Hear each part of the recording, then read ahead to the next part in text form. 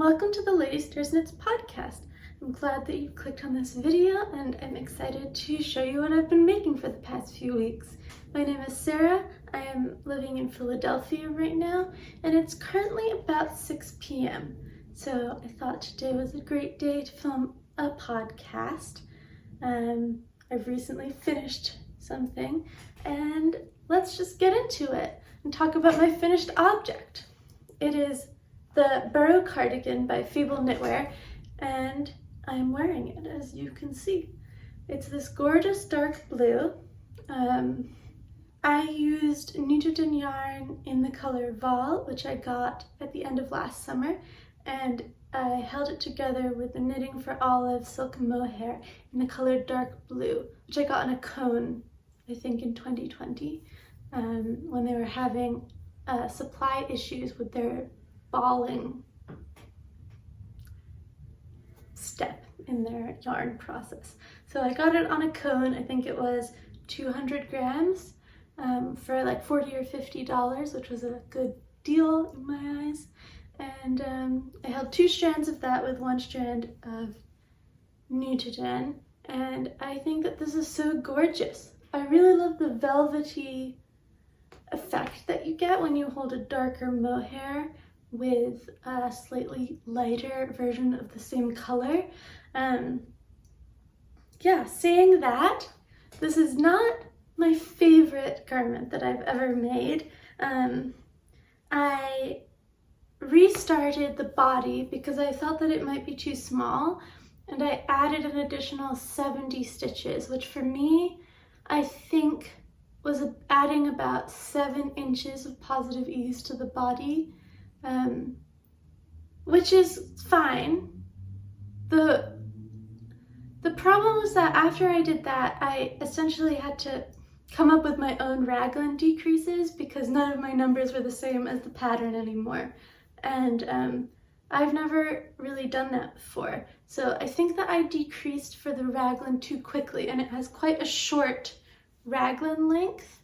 The top of the sleeves are pretty fitted, which was on purpose, and it's definitely functional and wearable. Like, it's not unwearable by any means, but it's a little close in the underarm, just for what I would ideally have it be. It's quite close to the edge of the shoulder as well, but that is sort of part of the pattern, and that's what I liked about the pattern when I chose it. So I don't mind that at all. I think it'll be pretty nice. I'm not sure if it's like a transitional piece to move into summer, because although it does have the open neck, it's like, this thing is bulletproof. It's extremely dense fabric, very fuzzy. A draft is not getting through this. And it's also really close to my armpit. So it's maybe not like a summer or a transitional piece, but I think that in the winter it will be really nice over like a turtleneck. And I've been enjoying wearing it with this navy striped t-shirt as well. And I haven't blocked it yet, so it's possible that it will get a little bit more drape with more block, and it'll sort of conform to my body a little bit more as I wear it. I'm really glad to have this finished. The buttons that I used were from a box which was given to me by my grandmother about a year ago, and it's full of buttons from throughout her life. So I didn't have 5 matching buttons, but I found 5 similar sort of pearlescent silver buttons of the same size, and I think that they look really nice. I ended up doing the edging twice because the first time it was too tight. So I just ripped it out, did it again. It was a steek, and here you can see there's my steek. I ended up I had quite a lot of stitches for the steek, but it was bulky, so I cut it down to just 2.5 steek stitches, and then I felted it with a little bit of Knitwear along it, and I just sort of felted that in with a needle. So it's really bound up.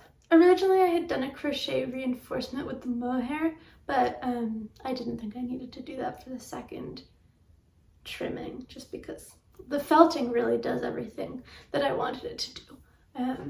So yeah, I love the color of this. I think it's a beautiful texture. It's a little bit impractical, just because of how open the neck is and how close it is under the arm. But I can't go back because it's steeked. And yeah, it's fine. I think maybe somebody who is smaller in the chest would have a better fit if they wore this, but that's not me. So yeah, it's finished. I did the sleeves sort of according to my own wants. I wanted them to be longer so that I could do this sort of action where it folds over, and quite loose at the bottom but quite close fitting at the top, and they came out perfectly. So happy to have finished this, and as you'll see, I'm on a cardigan kick right now. So let's move on to my works in progress. My first work in progress is actually a half-finished object, and it is this sock. It's not a particular design, but I did do a 3x1 rib on the leg and then the top of the foot. And the yarn, which I love, is by Nomadic Yarns. In their colorway Green Thumb, which I think used to be called Polyjuice Potion, but the dyer is now not taking inspiration from Harry Potter and other J.K. Rowling related media because of J.K. Rowling's transphobia.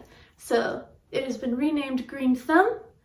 I got it in the Tweedy base, which I really like. And it's great. I love it. I think it will fit really well. I thought that I'd made it too long.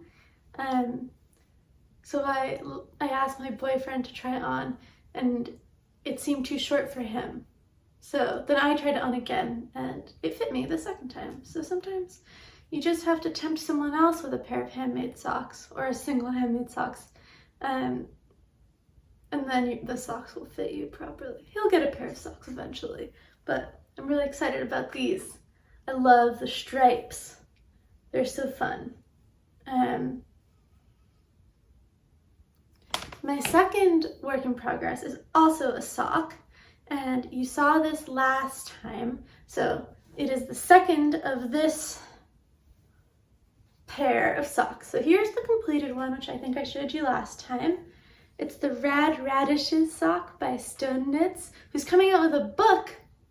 Very exciting. She also posted on Instagram today, or maybe yesterday, a picture of a sock that had raspberries on it. I love raspberries. One of my favorite foods. And they had baubles on them, and they're so cute, and I definitely want to make those as well. But here are my Rad Radish socks. I used all yarn and stash, and the gray is a color called Ernest Shaw from Neighborhood Fiber Co., which I don't think that they have anymore because they changed their sock base, and a lot of the colors are no longer available. The green is Ivy by Malabrigo in their sock base. Here's it in the ball. I just have it handy. The maroon is Plump by Hedgehog Fibers, which looks like this. And the brown is Twig from Sugar Plum Circus, and this is actually the sport weight base because that's just what I had. And it's got, I think this is an Ive Partridge heel reinforcement. which I love. I really like Twig. I think it's a great color. Really looks like good soil to me. And I love the color work at the toe. So cute. You're supposed to do a contrast toe in the gray, but I am really playing yarn chicken with this gray. So I did not do the contrast toe. I will show you how much yarn I have left after having completed the color work on the second sock. Well, I'll show you the second sock first. I have finished the color work and maybe a few rows of the brown.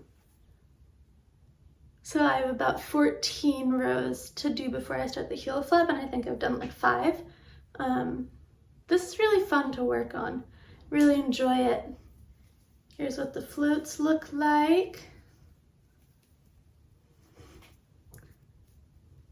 Kind of an abstract radish, if you will. And for the 2 rounds of color work for the toe, I have this much yarn. I think I've won yarn chicken. I've never won yarn chicken before. But after finishing the color work at the leg, I have this much left. It's very satisfying to get to use up almost all of the scraps. And I love the way that these colors all work together. So that's these socks. I've been making a lot of headway on them, and I really love the pattern. I love anything Stone Knits comes out with. I think that they're so cute. Eventually, I will have enough handmade socks for myself, and I will start giving them away. And a lot of people have asked me for a pair of Stone Knit socks. Well, they don't know that they're by Stone Knits, but they say like, oh, those mushroom socks are so cute. I would love a pair. Or I've also made the strawberry ones. The strawberry socks are so cute. And well, for the strawberry ones, I'm like, you're not getting a pair of those. 3-color color work in the round on a pair of socks for someone else? Not likely. But, I don't know. I love her designs. They're really cute. So those are my 2 sock whips. My other 2 big works in progress are both cardigans. So I'll tell you about them.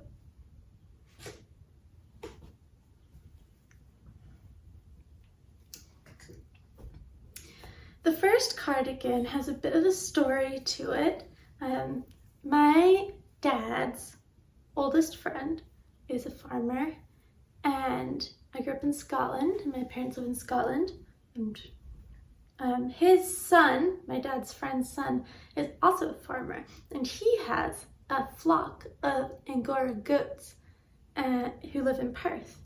And recently he has started, well, I think the goats have just become established enough as a flock so they can actually start producing yarn. And as soon as they posted on Facebook that they have gotten some yarn back from the mill, I messaged them right away and I said, oh, I'd love some yarn. I want to make a lot of stuff with your beautiful Angora mohair goat yarn.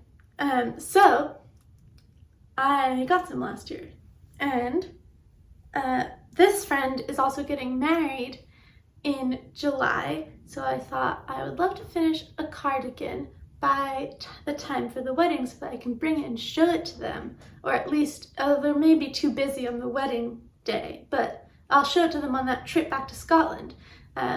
So I knew that I needed to start it by May, and I recently went on a trip, and I decided that I would take 2 skeins of yarn and I would knit the sleeves on the trip, and that would be my knitting project for the whole trip. And it was, and I finished 2 sleeves for the cardigan. So here is one of them. Here's the other.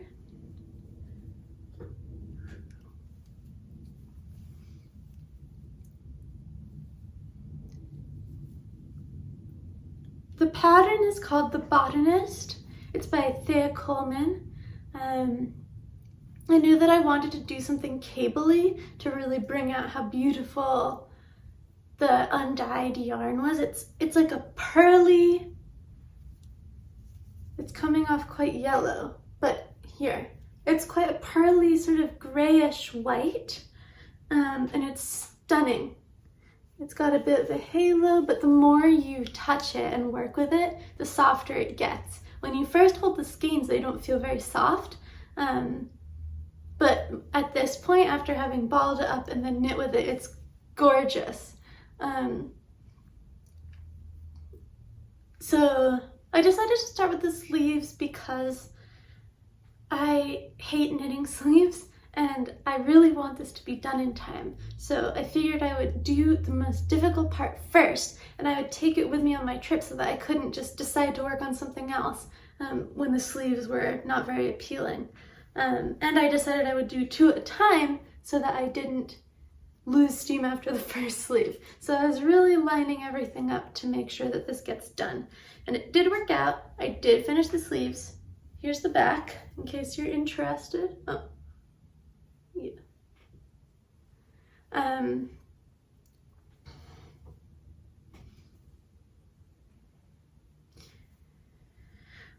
Oh boy, were 2 at a time cable sleeves sort of too much for me to keep track of while I was traveling. I think for the first third of it, every single element of this sleeve was, both of them, was ripped out and redone. I just was confused so much. And the pattern does assume that you are knitting the sleeves last. So sometimes it says something like, by this time you're accustomed to this cable pattern. No, I was not. So it required a bit of reading through the whole pattern and trying to sort of apply knowledge that I didn't really have. Ultimately, it was a well and clearly written pattern, but I just don't have very much experience knitting cabled garments. This might actually be my first cabled garment that I've made. Cool. I didn't really think about that before now. I've made a lot of cabled hats and that sort of thing, so I wasn't really intimidated, but it is a lot to think about. And I'd never done 2 at a time sleeves before either, so that was also a lot to think about. I just worked from 2 different balls. Each sleeve took about 90 grams, and they're going to be maybe too big, but that's okay, because I want this to be like a very outerwear-ish type of cardigan. These haven't been blocked, but you can see when they're unrolled, there's more than enough room in there. I'm really excited about this. I think I'm going to take a break while I work on my other project, which I haven't shown you yet, for a few weeks, maybe 2 weeks. And then I'll start the body of this. And the sleeves took me about 8 days to knit, but that's including 2 6-hour flights with a lot of undoing and redoing though. And a day, I spent a day with some friends when I was away, and they were working remotely, so we were chatting, but then we also had periods of working. And for my working, I was listening to an audiobook and knitting these sleeves. So they did get a lot of time put in that week and a day, but I did get them done pretty quickly. So I definitely didn't have a sleeve slump. I'm really excited about it. Every time I touch them, I become more excited about having a finished garment in this yarn. And I'm so excited to show my friends what I've made from their wool. And maybe I'll get to meet the goods and I'll wear my cardigan to meet the goods. And then it will feel very full circle for me. Maybe also for the goods, but the feeling of a goat is beyond my comprehension. I've got one more project to tell you about, and it is a pre-knit for Albiona McLaughlin. She is I believe, a Scottish designer. She did the Tulk cardigan, which is really popular. She has a couple of other really popular patterns, and she's quite well known for designing very well-fitting but classic-looking pieces. I saw a call for pre-knitters in the Knitwear Patreon group, which I'm a part of, and I emailed immediately because I loved the cardigan that the pre-knit was for. I'd never done or heard of a pre-knit, but it's just because it's a slightly unusual construction, and she wanted some pictures of people who are a bit ahead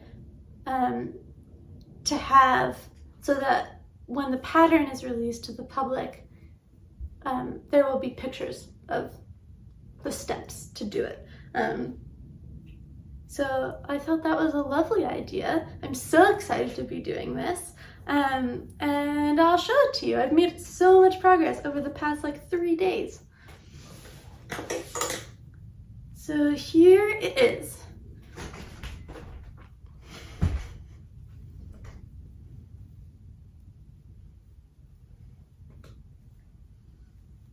I love the color.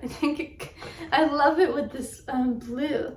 It is called the Timepiece cardigan, and it's a raglan cardigan with a bit of a stand collar in the back. And here it is. I'm about 10 rows from the sleeve separation. It's knit flat.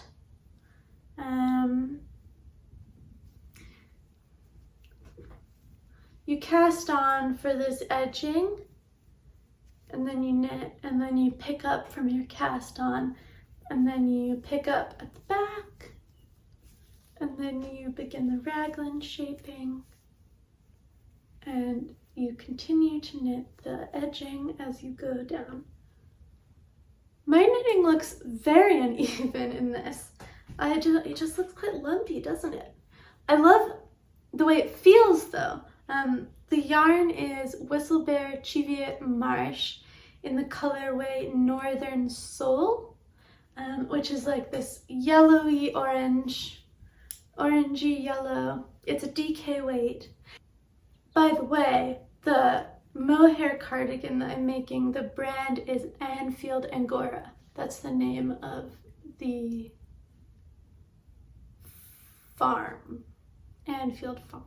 And their yarn brand is Anfield Angora. So this is by Whistlebear, the yarn. It's the DK Cheviot Marsh, 100% wool, and it is in the color Northern Soul. So I just love it. You can kind of see it's a bit uneven, but that's okay. There's a little bit of a tonal nature for this color, which I actually don't love. But I think that when this is finished, I will really like it. I'll get a lot of wear out of it. And it's gone so quickly. I cast this on 3 days ago. And I'm not a fast knitter by any means. Although yesterday I went on a quite long car trip with my boyfriend's family to Rehoboth Beach in Delaware for a memorial service for my boyfriend's great aunt, his grandfather's aunt, who his grandfather was close with growing up because they were only 8 years apart, and she passed away about 2 years ago. So the memorial service had been postponed a number of times due to COVID, and it was yesterday in Rehoboth Beach in Delaware. So I knitted in the car there and back, so it was about 2 hours each way, although I did take a nap. So quite a lot of knitting time, but very fast progress for me especially. And I'm really excited to split for the sleeves. I'm giving more attention to this because I believe the pattern is going to be released in about a week, maybe a week and a half, and I I had planned on starting it much earlier, but I hadn't gotten around to it. And now that I finished the sleeves of the Angora cardigan, I feel like that's well on its way. It's definitely going to be done by July. So I wanted to put a little bit of energy into this. So yeah, I think that if I can get to the sleeve separation and maybe just a bit of the body, I will feel really good about where I am when the pattern is released. But I didn't want to be that person who has to be in the pre-knit and then barely cast on.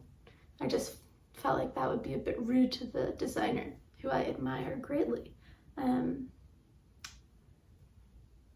So I'm excited about it. I think it's going to be great. Every time the designer sends out an email with a new picture of a different version of the cardigan, I love it more. I'm thinking of knitting a second one in Nudiden. It wasn't a requirement to make it in Nudiden. It just got posted in the Nudiden Patreon. Don't know why, but I decided to make it with this gorgeous, I wonder if you can hear. Can you hear that crinkle? It's like kind of crunchy wool. So those are all of the things that I have been working on. I know that it's been over 3 weeks since I last filmed, but last weekend I was in LA on my trip.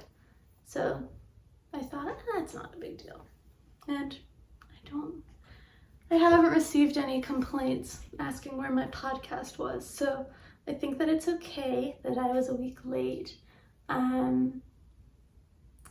My goals for next time, I would love to finish one of the pairs of socks I've been working on, and make some real progress on one or both of these cardigans.